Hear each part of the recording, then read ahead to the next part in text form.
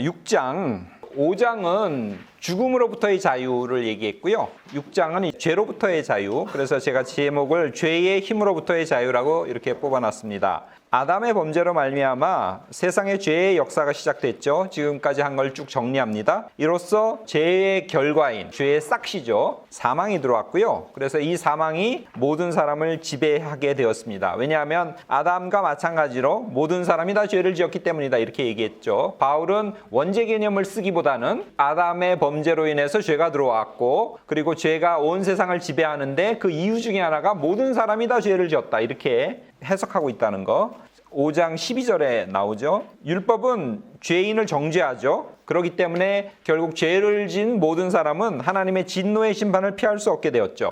이런 상황 속에서 하나님께서 막판 뒤집기로 자신의 아들 예수 그리스도를 세상에 보내셨죠. 그래서 그를 우리를 위해서 죽게 하셨습니다. 하나님과 우리 사이에 그 막힌 담, 분열된 관계를 그리스도의 희생으로 말미암아서 회복시키셨죠. 그래서 화해가 이루어졌다고 바울은 이야기를 해요. 인간은 예수 그리스도를 믿음으로 그래서 의롭다 여겨짐을 받고요. 은혜의 현실 안에서 장차 나타날 하나님의 영광을 바라보면서 기뻐하는 존재가 되었다는 이야기가 5장에 나와요. 지금 5장 전체를 요약한 겁니다. 5장을 맺으면서 바울은 인간의 현실이 죄에서 은혜로 바뀌는 그런 과정에서 율법이 수행해야 될 역할을 나름 긍정적으로 평가를 합니다. 율법은 무엇이 범죄인지 무엇이 죄인지를 알려주는 가려주는 그런 역할을 한다는 거죠. 그리고 율법을 통해서 죄가 더욱더 죄로 드러나게 되고요. 율법이 도입된 건 적극적으로 해석하자면 세상에 죄가 더욱더 넘쳐나게 하기 위해서 그랬다는 거예요. 이는 어떤 결과를 낳냐면 값없이 선물로 베풀어 주시는 예수 그리스도의 은혜가 더욱 차고 넘치는 결과를 도출시켰다는 겁니다. 지금 이 얘기를 하려고 죄는 이 세상에 들어와서 범죄를 더 넘치게 했다는 그런 얘기를 하는 거예요. 그러니까 은혜를 얘기를 하려고 그 얘기를 하는 겁니다.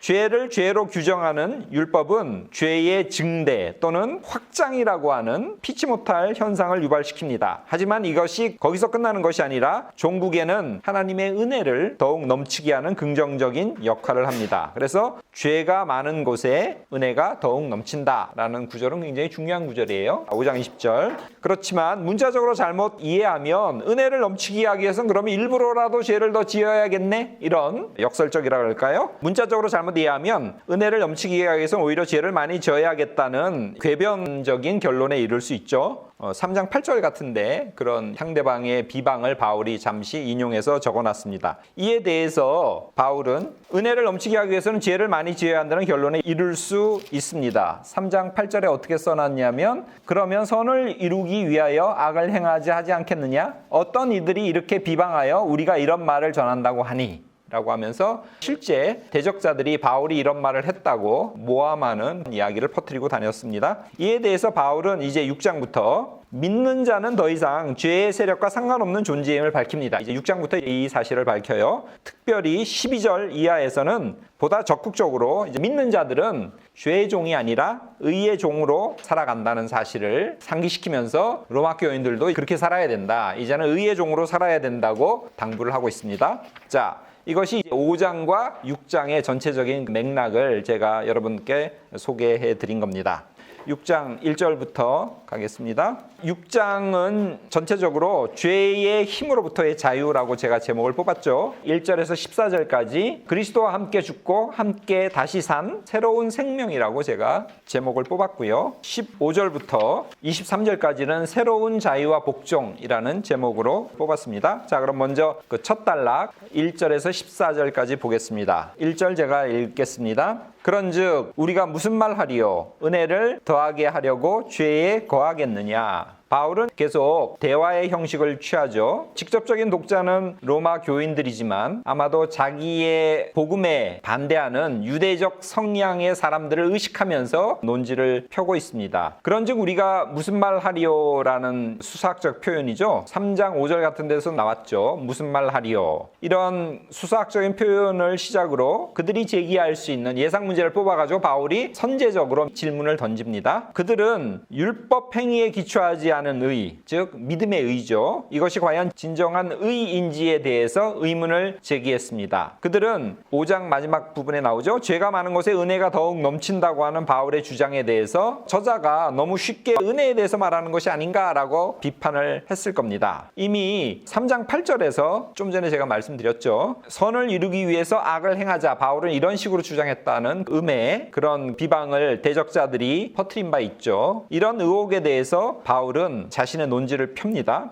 율법이 들어온 것은 범죄를 더하기 위해서고 죄가 더한 곳에 은혜가 더욱 넘친다고 한다면 5장 20절에 이런 논리가 나오죠. 그럼 이 형식 논리상 은혜를 넘치게 하기 위해서는 죄를 지어야 하는 거 아니냐는 결론에 이를 수 있다는 거죠. 바울은 대적자에 의해서 제기될 수 있는 비판을 스스로 제시하고 이를 논박함으로써 선제적으로 그런 의문은 잘못된 것임을 이야기합니다. 죄에 거하다라는 1절의 표현이 있지 않습니까?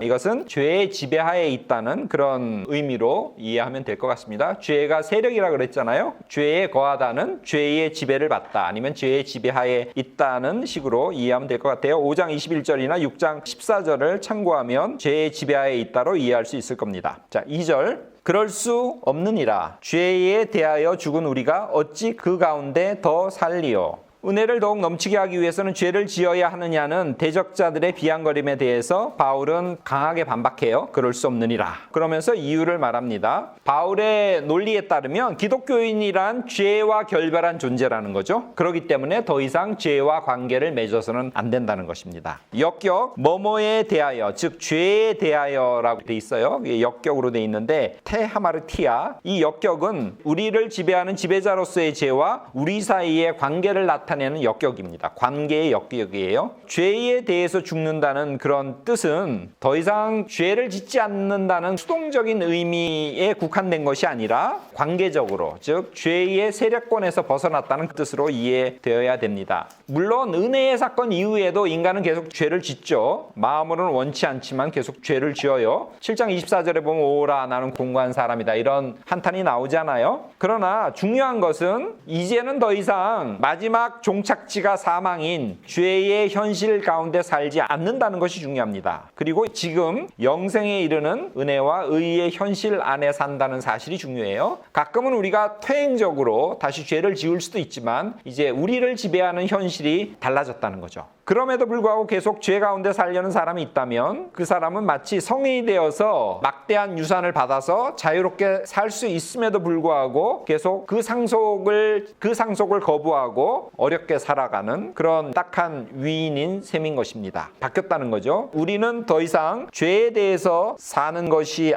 아니다라고 이렇게 얘기합니다. 그리고 은혜 가운데 산다. 그렇기 때문에 더 이상 우리는 죄와 관계가 없다. 이런 논지를 펴고 있습니다. 3절. 무릇 그리스도 예수와 합하여 세례를 받은 우리는 그의 죽으심과 합하여 세례를 받는 줄을 알지 못하느냐. 세례라는 주제가 새로 도입됩니다. 신앙인들은 은혜의 현실 가운데 살기 때문에 더 이상 죄의 세력에 사로잡혀서는 안 된다고 바울이 2절에서 선언을 했지 않습니까? 이 내용을 세례와 연결해서 설명을 하고 있습니다. 바울에 따르면 세례는 근데 당시는 세례가 침례죠. 물속에 들어갔다 나오는 거죠. 당시에는 물속에 들어갔다 나왔다는 것을 염두에 두시면서 세례라는 개념을 이해하시길 바랍니다. 세례의 의미는 그리스도와 함께 죽는 것입니다. 로마 교인들은 이 사실을 이미 알고 있습니다. 그렇기 때문에 바울은 3절에서 알지 못하느냐 의문문으로 묻고 있습니다. 세례는 그리스도와 함께 죽는 것이다 라고 바울은 지금 설명하고 있어요. 어떤 논지로 그것을 말하냐면 세례 때 물속에 들어가잖아요. 들어갔다가 나오죠. 그래서 물속으로 들어가는, 물속에 잠기는 동작은 상징적으로는 어둠의 세계 속으로 들어가는 것으로 이해할 수 있습니다. 따라서 죽음을 체험하는 것이다. 그래서 바울은 그의 죽으심, 즉 예수님의 죽으심이죠. 그의 죽으심과 합하여라는 표현을 쓰고 있어요. 두 번째로 세례란 믿는 신자들의 신앙 공동체의 일원이 되기 위해서 거행하는 일종의 입문식이에요. 세례를 받아야지만 그 공동체의 일원이 된다는 거죠. 그래서 믿는다는 것은 그리스도와 함께 못 박히는 것으로 그렇게 이해했습니다. 나를 십자가에 못 박는다 이런 표현을 갈라디아서 2장 20절이나 그런 데 쓰죠. 그런 점에서 세례는 다름 아닌 그리스도와 함께 죽는 거예요. 나의 옛 몸을 십자가에 못 박고 그리스도가 죽을 때 내 옛자가 죽었다는 거죠. 그리고 세 번째로 또한 예수께서 비유적으로 어떻게 말씀하셨냐면 자신의 고난과 죽음을 잔을 마시고 세례받는 것으로 표현합니다. 이게 마가복음 10장 38절에 있어요. 제가 일부분을 한번 읽어보면요. 너희는 내가 마시는 잔을 너희가 마실 수 있으며 내가 받는 세례를 너희가 받을 수 있느냐? 이런 식으로 제자들한테 말씀하셔요. 예수께서는 자신의 고난과 죽음을 잔을 마시고 세례받는 것에 비유해서 표현한 적이 있거든요. 그러면서 같이 마실 수 있냐라고 제자들에게 동참을 권했거든요. 이런 예수님의 말씀에 따라서 세례를 받는다는 것은 그의 죽으심에 합해서 같이 죽는 거다. 십자가의 처형을 앞두고 나와 같이 잔을 마시고 나와 같이 세례받을 수 있냐, 이렇게 말씀하셨기 때문에 세례는 그의 죽으심에 합하는 행위라는 그런 설명이 가능합니다. 당시 종교에서는 종교적인 의식을 통해서 입회자가 앞으로 숭배할 신의 운명에, 즉 신이 죽었다 살아나거든요. 이런 신의 운명에 동참한다고 하는 사고가 중근동의 신비 종교들 사이에 발견돼요. 예를 들면 미드라스 제이나 이집트의 이시스 오리시스 제이에 보면 신이 죽었다가 다시 부활해요. 살아나는 신화적인 이야기들이 있거든요. 이런 종교에서 세례는 입회자와 신과의 합일, 이런 걸 뜻해요. 그리고 자연적인 주기에 따른 신의 반복적인 죽음과 삶, 봄이 되면 다시 신이 태어나는 거야. 겨울엔 다시 죽고, 이런 신비 종교의 제의의식이 있었는데 그러면서 굉장히 이원론적인 경향을 띄어요. 그러나 기독교의 세례는 이런 사고들과 연관되어 있지는 않아요. 기독교가 말하는 세례는 신비 종교와는 관련이 없습니다. 다만 제의를 통해서 신의 죽음과 부활에 동참한다는 요 모티브, 요 동기는 상당히 유사하다, 이렇게 볼 수 있겠습니다.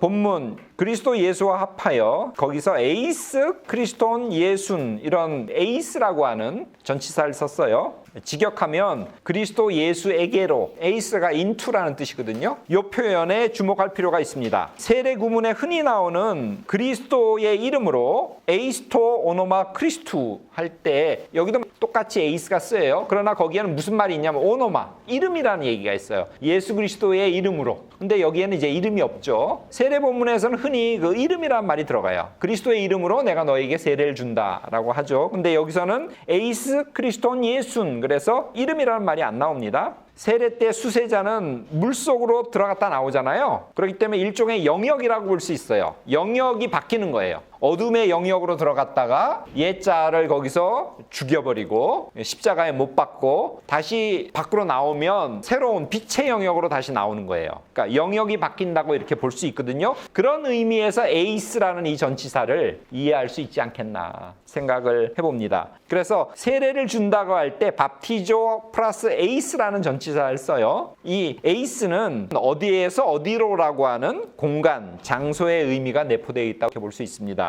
갈라디아서 3장 27절에도 직역하면 그리스도에게로 세례받는 자, 이렇게 돼 있어요. 에이스가 방향을 나타내요. 그리고 고린도후서 1장 21절에도 직역하면 그리스도에게로 굳건하게 하시고 기름을 부으신, 이런 표현이 나오고요. 고린도전서 12장 13절에도 한 몸에게로 세례를 받았다. 여기서도 또 에이스, 한 몸에게로 세례를 받았다, 이런 표현이 나옵니다. 자, 이런 에이스, 세례와 관련해서 에이스가 쓰인다는 점에서 그리스도를 공간의 개념으로 이해할 수도 있지 않겠나. 그리고 또 공간의 개념으로는 엔크리스토가 굉장히 대표적인 개념이죠. 그리스도 안에서 공간의 개념이에요. 세례를 받는다는 것은 수세자가 그리스도의 주권이 실현되고 있는 영역 안으로 들어간다는 그런 비유적인 의미로 해석할 수도 있다는 거죠. 결론적으로 신앙인은 더 이상 죄 가운데서 살아서는 안 되죠. 신앙인은 죄에 대해서 죽은 존재입니다. 바울은 이 사실을 설득력 있게 논증하기 위해서 세례라는 개념을 썼습니다. 세례는 그리스도께서 지배하시는 일종의 공간, 영역 안으로 바로 들어가는 것입니다. 그래서 에이스, 크리스톤, 예순이라고 표현했고요. 그 세례는 그리스도의 죽으심과 합하는 것이기도 합니다. 그래서 바울은 그의 죽으심과 합하여 세례를 받은 줄을 알지 못하느냐, 이렇게 말하고 있습니다. 자, 4절. 그러므로 우리가 그의 죽으심과 합하여 세례를 받음으로 그와 함께 장사되었나니 이는 아버지의 영광으로 말미암아 그리스도를 죽은 자 가운데서 살리심과 같이 우리로 또한 새 생명 가운데서 행하게 하려 함이라. 죽음이라고 하는 새로운 개념이 나옵니다. 아까는 그냥 그리스도의 죽으심에 동참했다는 말만 나오지 여기서는 죽음, 그래서 그와 함께 장사되었다는 말이 나와요. 그리스도를 믿는 신앙인들은 세례를 통하여 그리스도와 운명을 같이 해요. 침수의 과정은 그의 죽으심에 동참을 의미합니다. 그래서 그의 죽으심과 합하여라는 그런 표현을 써요. 그건 3절에 나왔죠. 바울은 4절에서는 여기서 한 걸음 더 나갑니다. 그의 죽으심과 합하여 세례를 받는다는 것은 그와 함께 묻히는 것, 이게 장사됨을 말해요. 세례가 매개가 되어서 신자들은 예수 그리스도의 죽음이라고 하는 그 운명에 동참하는 것입니다. 그래서 그와 함께 장사되었나니 이런 표현을 쓰죠. 이 표현은 2절에 죄에 대해서 우리가 죽었다, 죄에 대해 죽은 우리라는 이 표현과 연결이 될 수 있습니다. 우리는 죽었어요. 뭐에 대해서 죽었냐면 죄에 대해서 죽었다는 거죠. 그리고 그리스도와 함께 묻혔죠. 이 죽음은 좋은 죽음이에요. 죄에 대해서 죽는 거기 때문에, 그리고 그리스도가 3일 후에 부활하시는 거기 때문에 이 죽음이라는 게 영원히 죽는 죽음이 아닌 거죠. 죄를 떨어버리는 거예요. 죄의 세력을 떨쳐버리는 거죠. 마치 학교 교훈이죠. 하늘에 미리 땅에 떨어져서 죽지 아니하면 많은 결실을 맺을 수 없다는 그런 의미의 죽음이죠. 우리가 그리스도와 함께 죽는 목적은 이는이라고 이렇게 나오죠. 그 목적은 그리스도가 부활한 것처럼 우리도 부활의 새 생명 가운데서 살아가기 위해서예요. 부활하신 예수 그리스도처럼 우리들 신자들은 그리스도의 생명의 삶에 참여하게 됩니다. 그래서 우리는 그리스도와 함께 십자가에 못 박힌 존재라고 바울은 얘기하고 있어요. 이것은 갈라디아서 2장 20절에도 나옵니다. 죄의 노예로 살아왔던 과거의 나는 죽었어요. 그리고 그리스도 안에서 새로운 생명을 누리게 되었습니다. 고린도후서 5장 17절에 보면 새로운 피조물이라 이런 얘기가 나오지 않습니까? 그러나 이 새로운 실존은 이제 막 시작된 실존이에요. 완성된 실존이 아닙니다. 그리스도의 부활은 완성됐죠. 그러나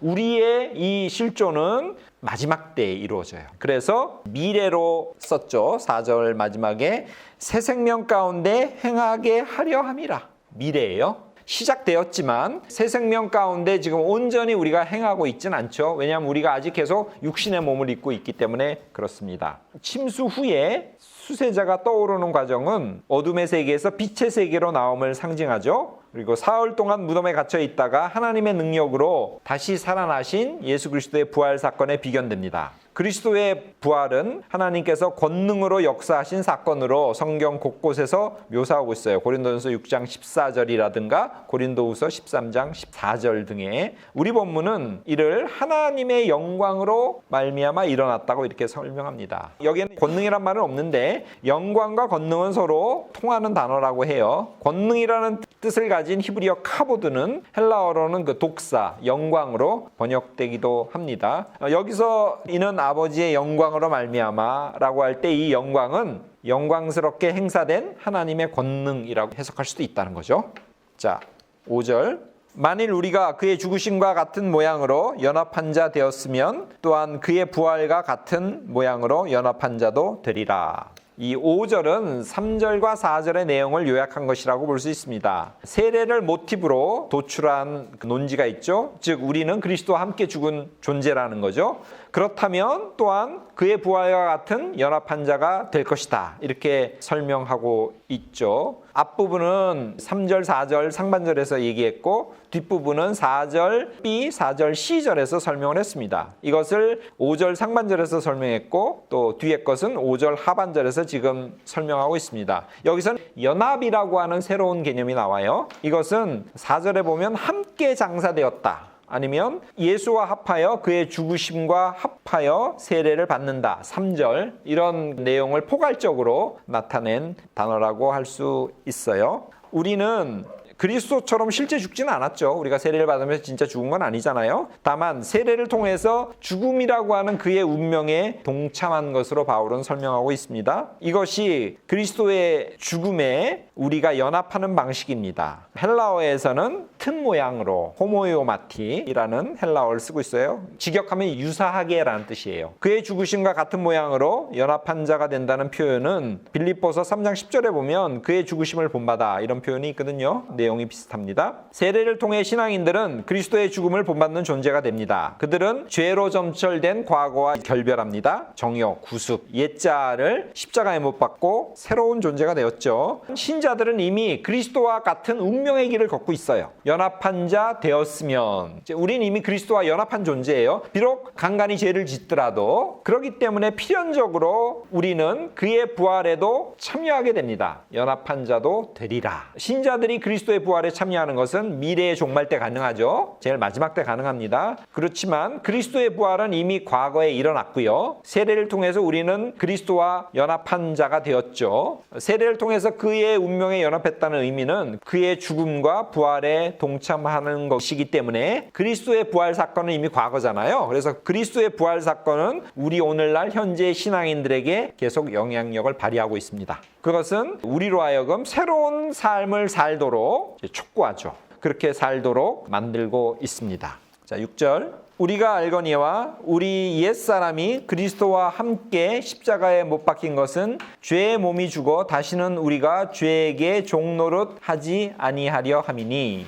우리가 알거니와로 시작되는 이 6절 이하는 앞서 진술한 내용의 부연 설명입니다. 먼저 4절에 그의 죽으심과 합한 우리가 누구인지를 좀 더 구체적으로 제시합니다. 바로 죽은 존재는 누구냐면 우리의 옛사람이라는 거죠. 그리스도는 옛사람과 새사람의 대비를 즐겨 사용합니다. 에베소서 2장 15절을 보면 옛사람이라는 말은 안 나오지만 새사람이라는 단어가 나와요. 이 용어는 그리스도를 믿기 전과 믿은 후의 삶을 표현하는 것입니다. 우리 옛사람은 이미 그리스도와 함께 십자가에 못 박혀 죽었습니다. 여기서 십자가라는 말이 나오잖아요. 바울이 선호하는 용어입니다. 죽음이 앞서 세례라고 하는 모티브를 통해서 설명되었다면 이제는 십자가라는 틀로 다시 전개되어서 설명되고 있습니다. 예수와 함께 십자가에 못 박히다는 바로 그 직전에 그의 죽으심과 같은 모양으로 연합한과 내용상 같습니다. 정욕에 사로잡혀 살아왔던 옛 자아는 죽고 그리스도 안에서 새로운 피조물로 우리는 변화되었어요.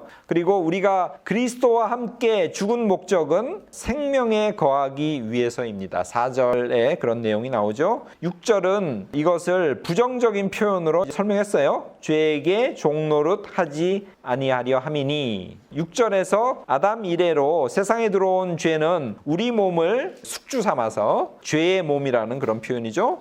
위세를 떨쳤죠. 그런데 세례를 통해서 그리스도와 함께 십자가에 달림으로써 이 죄의 몸이 죽고 우리는 더 이상 죄의 지배를 받지 않게 되었습니다. 자, 죄의 몸이라는 표현이 나오는데 이 개념은 죄의 유혹에 쉽게 넘어갈 수 있는 존재로서의 인간을 얘기합니다. 이것이 무슨 두 개의 몸이 있고 죄의 몸, 영의 몸 이런 것이 있고 그 중에 하나다, 반쪽이다 이렇게 보기보다는 죄 짓기 쉬운 우리 자신, 우리 인간을 뜻하는 그런 표현으로 보는 것이 좋을 것 같아요. 7장 18절에 보면 내 속, 곧 내 육신에 선한 것이 거하지 않는다고 할 때 이 내 육신 이것이 죄의 몸의 또 다른 말이라고 볼 수 있어요. 자, 7절 갑시다. 이는 죽은 자가 죄에서 벗어나 의롭다 하심을 얻음이라. 4절에 대한 설명이 계속됩니다. 6절에서는 신자의 죽음의 의미를 부정적인 언명으로 표현했어요. 죄의 몸은 죽었다. 부정적이죠. 다시는 죄에게 종노릇 하지 않는다.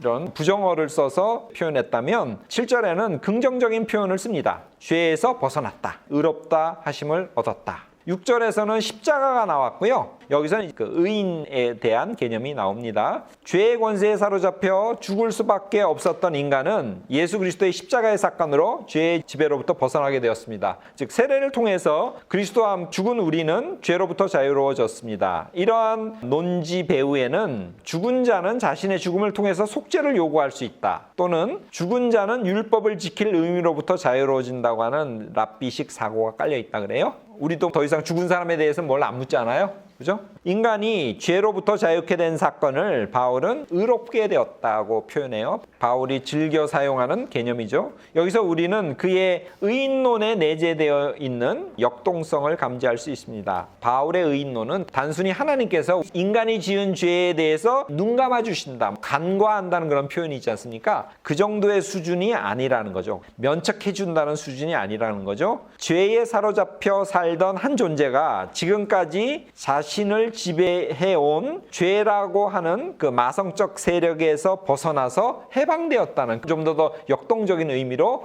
의롭게 하심을 얻었다는 개념을 사용하고 있습니다. 일종의 해방 사건으로 이것을 사용하고 있어요. 죄에서 벗어나 의롭다 하심을 얻었음이라는 그 2절, 죄에 대해서 죽은 우리가 어찌 그 가운데 더 살리어를 고려한 그런 표현입니다. 옛자아가 죽었기 때문에 우리는 더 이상 죄의 종로로 타지 않는다는 지금까지의 논지는 선언적인 2절의 내용을 설명한 것이라고 볼 수 있습니다. 8절, 만일 우리가 그리스도와 함께 죽었으면 또한 그와 함께 살 줄을 믿노니. 이하 10절까지 내용은 계속 5절을 풀어 설명한 것입니다. 신앙인이 그리스도와 한 운명이 되어 함께 죽었다면 주님이 부활한 것처럼 반드시 그도 살게 됩니다. 이것은 초기 기독교의 중요한 신앙 고백 중에 하나예요. 피스티오멘 호티, 우리가 호티아를 믿노라 라고 하면서 이 문장이 전개되거든요. 헬라어에 보면 호티아가 초대 기독교의 신앙 고백의 내용입니다. 뭘 믿냐면 우리가 그리스도와 함께 죽으면 또한 그가 함께 살 줄을. 여기에 신 크리스토, 그리스도와 함께라고 하는 표현이 나오죠. 이것은 11절에 엔 크리스토, 그리스도 예수 안에가 있죠. 신 크리스토와 엔 크리스토가 뭐가 다르냐? 비슷하다 그래요. 굳이 뜻을 좀 더 세분화하면 바울은 신 크리스토라는 표현을 상대적으로 적게 사용합니다. 12번 나와요. 신 크리스토는 거의 미래적인 의미로 사용된다고 합니다. 죽음에 대비되는 개념으로 그리스도와 함께 있음을 뜻한다고 엔 크리스토와 좀 다르게 설명해 볼 수 있어요. 그래서 그와 함께 살 줄을 믿는다. 그와 함께 살 줄을 믿는다 할 때 이건 언제 일어나요? 미래에 일어나죠. 자, 9절. 이는 그리스도께서 죽은 자 가운데서 살아나셨음에 다시 죽지 아니하시고 사망이 다시 그를 주장하지 못할 줄을 알미로라. 신앙인이 8절의 내용처럼 고백할 수 있는 까닭은 예수 그리스도에 대한 확고한 암 때문에 그렇습니다. 여기서 알미로라 이렇게 9절 제일 마지막에 말하고 있지 않습니까? 이런 확실한 지식, 확실한 암 때문에 우리는 8절의 내용처럼 그리스도와 함께 죽었으면 그와 함께 살 줄을 우리는 믿는다고 당당하게 말할 수 있다는 거죠. 하나님께서 예수를 죽은 자 가운데서 다시 살리셨죠. 4장 24절에 6장 4절에 나옵니다. 그래서 주님은 죽음의 영향을 더 이상 받지 않게 되었습니다. 이 사실을 신자들은 확실하게 인식하고 믿고 있죠. 그리고 그런 확고불변한 믿음 안에 그리스도가 살아난 것처럼 우리도 그와 함께 살 것이다 라고 믿고 있죠. 이것을 우리가 알미로라 라고 9절에서 확실하게 바울은 말하고 있습니다. 자, 10절. 그가 죽으심은 죄에 대하여 단번에 죽으심이요 그가 살아계심은 하나님께 대하여 살아계심이니. 부활한 예수 그리스도는 더 이상 사망 권세의 지배를 받지 아니하신다고 당시 기독교인들은 믿었어요. 앞부분에 가르로 나오는데요. 가르, 왜냐하면은 그렇게 주장할 수 있는 근거를 제공해 줍니다. 그리스도의 죽음과 부활은 죄에 대해서 죽고 하나님에 대해서 사는 것을 의미해요. 죄에 대하여는 2절과 마찬가지로 2절에도 죄에 대하여라는 표현이 나와요. 소유주 또는 지배자를 뜻하는 역격입니다. 누구에 대해서 죽었냐 할 때 내가 누구의 소유냐, 누가 나를 지배하냐는 대상의 역격입니다. 세상의 모든 존재는 죄 또는 하나님께 속해 있습니다. 죄에 대하여 이렇게 했죠. 그리고 하나님께 대하여. 죄가 우리의 주인이냐 하나님이 우리의 주인이냐 둘 중에 하나라는 거죠. 세상의 모든 존재는 그래서 죄 또는 하나님께 속해 있습니다. 십자가에서 죽으시고 부활하신 예수의 운명을 바울은 다음과 같이 죄와 하나님의 양자택일 도식으로 표현합니다. 예수님의 죽음과 부활의 의미는 폭군처럼 군림해왔던 죄에 대해서는 죽는 것을 의미하고요. 참되신 하나님을 위해서는 산다는 그런 뜻을 내포하고 있습니다. 그렇기 때문에 죄의 결과물인 사망이 더 이상 부활하신 주님을 어찌하지 못합니다. 단번에 헤파팍스거든요. 헬라어가 전 인류의 죄를 위해 피 흘리신 그리스도의 유일회적인 대속적 죽음, 이로 말미암아 첫 인간 아담 이래 지금까지 사람들을 속박해온 죄의 공고한 지배력이 일순간 무력화되었음을 나타내는 그런 단어입니다. 단번에. 그리스도의 죽음은 죄의 역사의 종지부를 찍고 종말론적인 새로운 역사가 시작되는 사건의 결정적인 계기가 되었습니다. 자, 11절. 이와 같이 너희도 너희 자신을 죄에 대해서는 죽은 자요 그리스도 예수 안에서 하나님께 대하여는 살아있는 자로 여길지어다. 6절에서 10절까지의 결론이 11절입니다. 죄에 대해서는 죽고 하나님께 대하여 사신 예수님을 모델로 제시하면서 바울은 신자들에게 이러한 예수님을 본받으라고 말하고 있습니다. 그래서 이와 같이라고 말해요. 세례를 통해서 사망의 권세를 딛고 일어나신 우리 주님과 같은 운명 공동체가 된 신앙인들은 그리스도를 본받는 삶을 살아야 된다는 것이죠. 예수 그리스도를 닮는다는 것은 그의 대속적인 죽음과 부활을 통해 하나님께서 우리 인간에게 마련해 주신 공간에 거한다는 의미입니다. 그래서 엔 그리스도, 그리스도 안에서라는 게 공간적 의미라는 거죠. 그분이 마련하신 은혜의 공간, 거룩한 공간 안에 우리가 거한다는 뜻입니다. 여기서 신앙인은 새로운 피조물로 그리고 거룩한 성도로서 더 이상 정죄받지 않고 살아갑니다. 믿는 자에겐 더 이상 정죄함이 없다. 8장 1절에 그렇게 나오거든요. 엔 그리스도라는 것은 세례를 통해 죄의 죽음의 영역에서 의와 생명의 영역으로 옮겨진 것을 말합니다. 우리는 더 이상 어떤 공간 안에 있어요? 그리스도라고 하는 공간 안에 거한다는 그런 뜻입니다. 이런 공간적인 사고, 표상에서 엔 그리스도라고 하는 개념이 나왔어요. 주석자에 따라서는 그리스도를 우주적인 인격체로 여기는 사고가 이 엔 그리스도라고 하는 개념 안에 들어가 있다. 이렇게 주장하는 사람도 있습니다. 그리스도를 우주론적 기독론이라는 게 에베소나 이런 데 나오잖아요. 엔 그리스도라는 개념 배후에 그런 우주론적 인격체로 여기는 사고가 있다고 주장하는 학자들도 있습니다.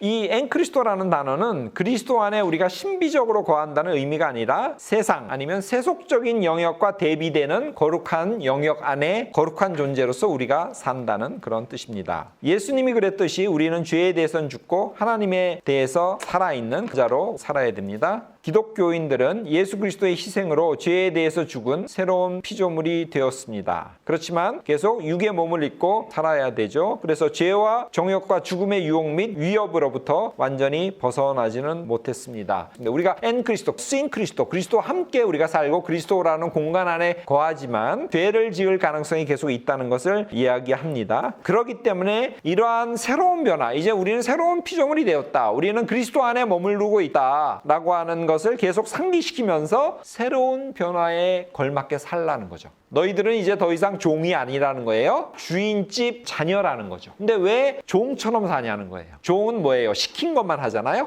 자녀라면 알아서 자기가 자발적으로 일을 하죠. 종은 일을 안 하면 좋죠. 근데 만일 자녀라면 부모께 다 내 거야. 그럼 자녀는 열심히 일하죠. 왜? 이게 다 내게 될 거니까. 왜 옛날 종처럼 사냐는 거예요. 종이 아닌데. 자녀 삼아 주셨는데. 바울은 그래서 새로운 변화에 걸맞게 살라고 교인들에게 지속적으로 권면을 합니다.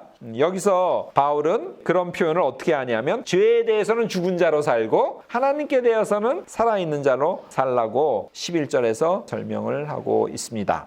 자, 12절. 그러므로 너희는 죄가 너희 죽을 몸을 지배하지 못하게 하여 몸의 사욕에 순종하지 말고.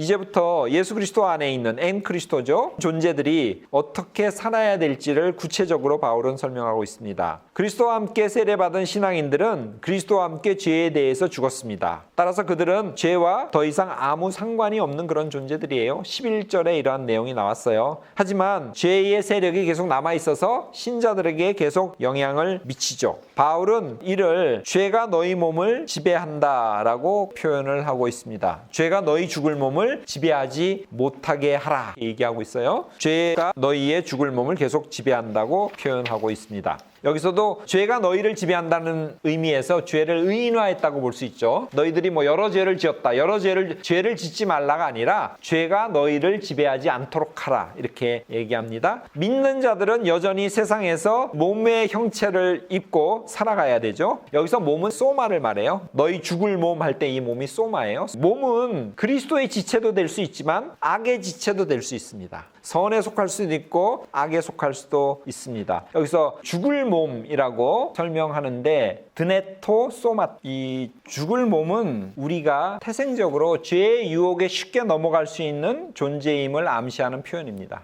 연약하고 8장 3절에 우린 연약하다는 말이 나와요. 7장 18절에 우리가 선하지 않다는 말도 나옵니다. 7장 5절이나 14절 같은 데 보면 죄가 활동하도록 돕는 역할을 수행하기도 해요. 그때 거기서는 사르스, 육이라고 하는 표현이 나옵니다. 죄가 활발히 활동하도록 돕는 역할을 한다는 점에서 이 죽을 몸은 육신과 관련이 깊습니다. 인간이 죄의 지배하에 있을 때 나타나는 현상은 여기서도 전치사 에이스를 썼는데 몸의 사욕을 따라서 사는 겁니다. 사욕이란 건 에피튜미아, 이제 욕정, 유욕을 뜻합니다. 1장 24절에도 나와요. 근데 1장 24절에서는 에피튜미아를 정욕으로 번역을 했습니다. 죄가 그렇듯이 사욕도 율법으로 말미암아 자극된 측면이 없지 않아요. 그런 내용이 7장 7절에 나와요. 거기서도 에피튜미아를 탐심으로 번역했어요. 다 같은 에피튜미아예요. 신앙인이란 육체뿐만 아니라 정욕, 여기서 정욕은 파테마 헬라어고요. 탐심은 에피투미아, 정욕과 탐심을 십자가에 못 박은 존재라고 갈라디아서 5장 24절에 나옵니다. 그렇기 때문에 정욕이 우리를 지배하도록 놔둬서는 안 된다고 바울은 말합니다.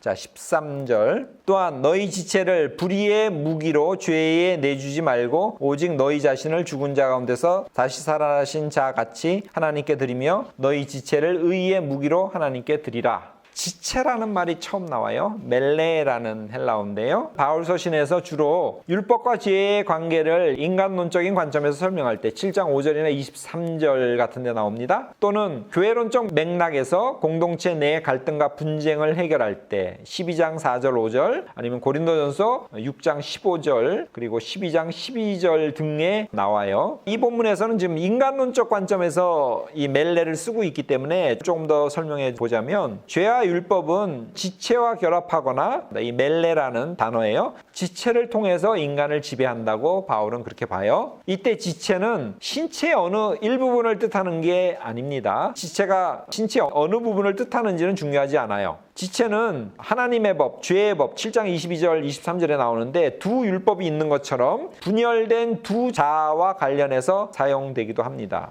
내 지체 속에 다른 법이 있다.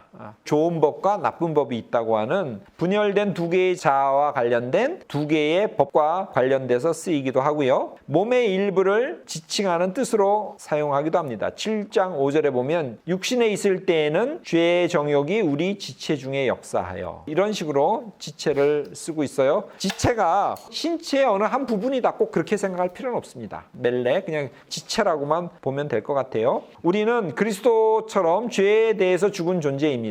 그러므로 우리의 지체, 즉 그냥 우리 자신이라고 보면 돼요. 우리 자신이 불의의 도구로 사용되는 그런 불상사가 발생해서는 안 됩니다. 부활하신 그리스도와 함께 미래의 운명을 우리가 함께 나눌 존재들이잖아요. 귀한 존재들이잖아요. 그래서 너희 자신을 죽은 자 가운데서 다시 살아난 자 같이라는 그 표현. 우리는 죽은 자들로부터 부활하신 그리스도처럼 하나님께 우리 자신을 드려야 되고요. 우리 지체가 의의 도구로 쓰임 받도록 해야 됩니다. 우리 주인은 나 자신이 아니죠. 하나님이십니다. 14장 7절에 보면 그런 표현이 나와요. 너희 지체를 의의 무기로 하나님께 드리라. 그렇기 때문에 우리는 그분만을 섬겨야 됩니다. 드리라는 명령법입니다. 자, 14절. 죄가 너희를 주장하지 못하리니 이는 너희가 법 아래 있지 아니하고 은혜 아래 있음이라. 우리 자신을 하나님을 위한 도구로 사용되는 이유를 여기서 밝히고 있어요.